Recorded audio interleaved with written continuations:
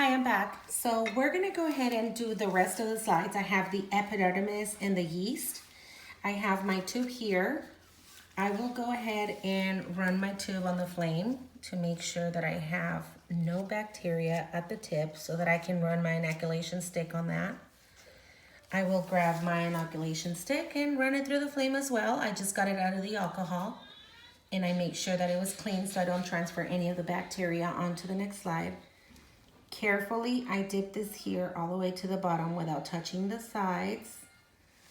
I'll put the test tube down, bring this to the slide, and do the same as I did with the other. I'm gonna smear everything inside this. I will place this back onto the alcohol that I have, and I wanna make sure that I clean it completely, so I'm getting the most out of that. I will go ahead and run this through the flame before I close it.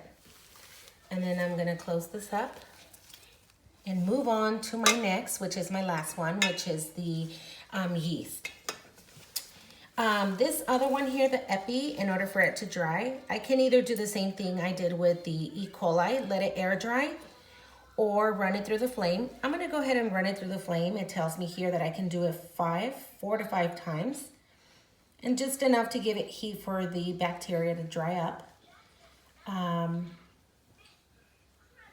gonna go ahead and set it here because it's hot and I don't wanna burn my tablecloth. So I'm gonna do that. I'm gonna move on to the next bacteria, which is the yeast. And again, you wanna run the test tube top through the flame to kill any top of the bacteria on there. And then I'm gonna place this here.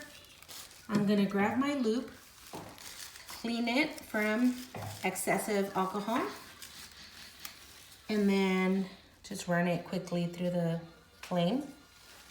Run it inside the tube.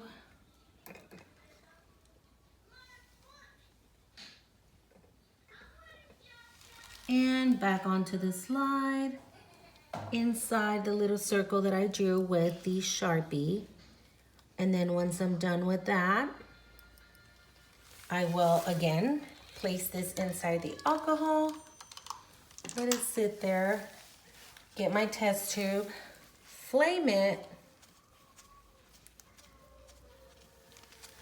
and close it up. And I think for now I'm done with that. I will go ahead and work on my first slide, which is my E. coli.